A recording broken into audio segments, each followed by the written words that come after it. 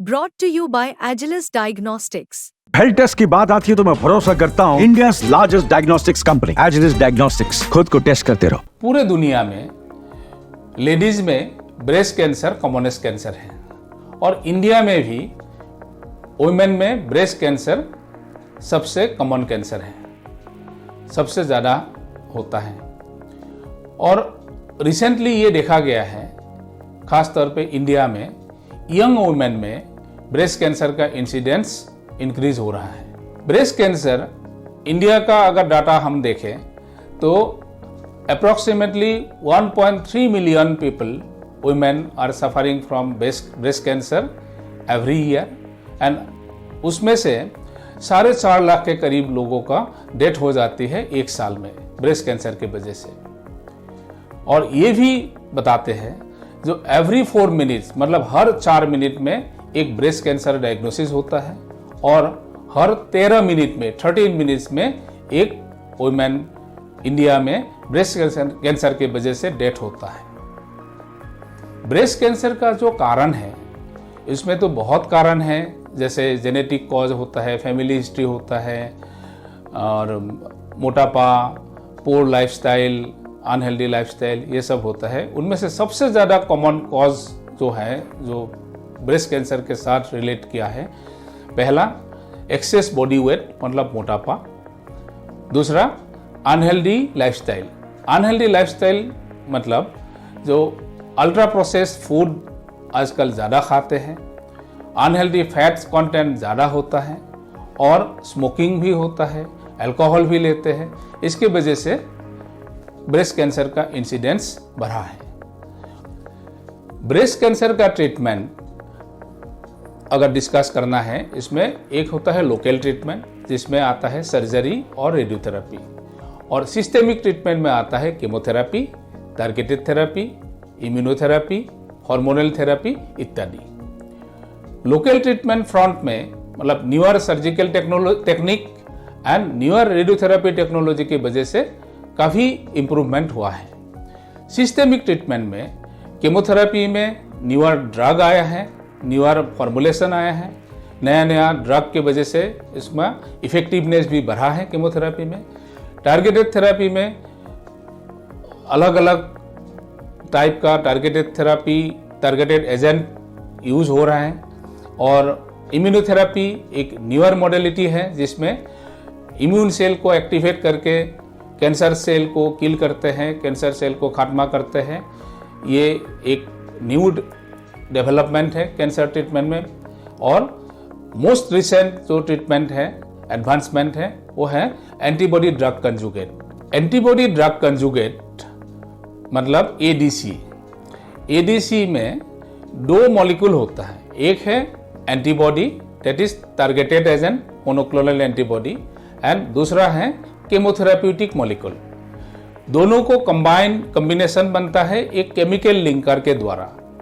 इसमें एडवांटेज ये है, टारगेटेड एजेंट जो कैंसर सेल को टारगेट करता है, टारगेट मतलब कुछ मॉलिकुलर टारगेट होता है जिसको प्रोटीन मॉलिक्यूल होता है, जैसे ब्रेस्ट कैंसर में HER2 ह्यूमन एपिडर्मल रिसेप्टर 2 एक टारगेट है, प्रोटीन मॉलिक्यूल है, उसको टारगेट करते हैं और उसके साथ केमिकल लिंकर के थ्रू केमोथेरेप्यूटिक ड्रग एक मॉलिक्यूल को भी लेके जाता है। जैसे मिसाइल होता है, मिसाइल में 2 पार्ट होता है, एक है जो मेमोरी होता है मिसाइल का जिसकी वजह से ये किसी भी टारगेट में हिट करने के लिए टारगेट करते हैं, साथ में एक पेलोड होता है जिसमें एक्सप्लोसिव होता है और टारगेट में हिट करने के बाद एक्सप्लोसिव जाके एक्सप्लोड होता है और उसमें जो भी डैमेज करना है वैसे होता है। ऐसे बायोलॉजिकल मिसाइल इसलिए बोलते हैं क्योंकि इसमें भी एक टारगेट होता है, टारगेटेड एजेंट होता है और एक केमोथेरेप्यूटिक ड्रग होता है। ये पेलोड हिसाब से इस्तेमाल होता है और इसके बीच एक केमिकल लिंकर होता है। टारगेटेड एजेंट की वजह से कैंसर सेल को टारगेट करते हैं और कैंसर सेल के अंदर चले जाते हैं। जाने के बाद ये लिंकर जो है उसमें उसको डिजॉल्व हो जाता है और केमोथेरेपी का मॉलिक्यूल उसमें बाहर आ जाता है और कैंसर सेल का खात्मा करते हैं।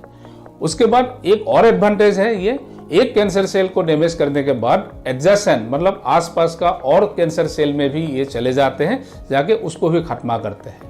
तो इसमें बायोलॉजिकल मिसाइल जो इसको ये टर्म इस्तेमाल हुआ है कि ये targeted agent plus cytotoxic agent दोनों का कॉम्बिनेशन के वजह से। ब्रेस्ट कैंसर में टारगेटेड थेरेपी का बहुत ज़्यादा रोल है, जैसे एंटी HER2 टारगेटेड थेरेपी है, ट्रस्टुजुमाब, पर्टुजुमाब, ये मोनोक्लोनल एंटीबॉडी हैं, और कुछ टायरोसिन काइनेज इनहिबिटर्स है, जैसे लापाटिनिब है, नेराटिनिब है। ये सारे टारगेटेड एजेंट के वजह से एडवांटेज ये है, ये ओनली जिस सेल में टारगेट प्रेजेंट होता है, मॉलिक्यूलर टारगेट, उसी में अटैक करते हैं, जिसके वजह से नॉर्मल सेल में इसका इफेक्ट नहीं होता है, इसलिए साइड इफेक्ट कम होता है। और टारगेट में हिट करने के वजह से इसका कंसंट्रेशन, केमोथेरेपी का कंसंट्रेशन भी बढ़ता है। टारगेटेड एजेंट जो है इसका साइटोटॉक्सिक कैपेसिटी भी ज़्यादा होता है, और इसके वजह से बेनिफिट ज़्यादा होता है। एक है साइड इफेक्ट कम होता है, दूसरा बेनिफिट ज़्यादा होता है। प्रिसिशन ऑफ बायोलॉजिकल मिसाइल मतलब जैसे मिसाइल में टारगेटेड किलिंग, टारगेटेड अटैक होता है, और उसमें साथ में पेलोड भी लेके जाता है, और मिसाइल का जो मेमोरी है उसके हिसाब से जहाँ अटैक करना है उसको टारगेट करते हैं और जाके एक्सप्लोड हो जाता है एक्सप्लोसिव मटेरियल जो पेलोड है। ऐसे बायोलॉजिकल मिसाइल में एक टारगेटेड एजेंट होता है जो मोनोक्लोनल एंटीबॉडी होता है, साथ में केमिकल लिंकर के थ्रू एक पेलोड होता है जो केमोथेरेप्यूटिक ड्रग होता है। तो टारगेटेड नेचर होने के वजह से ये मोनोक्लोनल एंटीबॉडी टारगेट करते हैं कैंसर सेल में, जहाँ टारगेट है उसी कैंसर सेल को अटैक करते हैं, और सेल के अंदर जाके जो पेलोड है मतलब जो केमोथेरेपी मॉलिक्यूल है वो बाहर आता है और कैंसर सेल को किल करता है, मारता है। उसके बाद एक एडेड एडवांटेज और है, जो एडजेसेंट सेल को भी ये जाके अटैक करता है, और इसके वजह से अच्छा कंसंट्रेशन होता है केमोथेरेपी ड्रग का, इसलिए अच्छा रेस्पॉन्स होता है, बेटर ट्यूमर सेल किलिंग होता है, और नॉर्मल सेल में इसका इफेक्ट कम से कम होता है, इसलिए साइड इफेक्ट कम होता है। तो इसलिए इस टाइप का जो मेडिसिन है इसमें बेटर सर्वाइवल होता है, बेटर रेस्पॉन्स होता है, अच्छा रेस्पॉन्स होने की वजह से अच्छा लंबा समय तक जीते हैं, और साइड इफेक्ट कम होने की वजह से क्वालिटी ऑफ लाइफ बेहतर होता है। ब्रेस्ट कैंसर के साथ बहुत मिथ जुड़ा हुआ है, लेकिन उसमें से कुछ कॉमन मिथ के बारे में बात करेंगे। कॉमन मिथ ये है, एक जो लोग बोलते हैं ब्रेस्ट कैंसर एल्डरली लोगों का ही होता है, मतलब ज़्यादा एज वाले लोगों में ही होता है। एक्चुअली ये मिथ है। फैक्ट ये है, यंग एज में भी ब्रेस्ट कैंसर हो सकता है, अगर जेनेटिक प्रीडिस्पोजिशन होता है या पोर लाइफस्टाइल, अनहेल्दी लाइफस्टाइल होता है, ऐसा लोगों का बहुत अर्ली एज में भी ब्रेस्ट कैंसर हो सकता है। दूसरा ये है, बायोप्सी करने से कैंसर फैल जाता है, ये बोल के लोग विश्वास करते हैं, बोलते हैं, लेकिन एक्चुअली फैक्ट ये नहीं है। फैक्ट ये है, ब्रेस्ट कैंसर में बायोप्सी करने से कैंसर नहीं फैलता है, लेकिन इसमें हमको बहुत एडवांटेज मिलता है।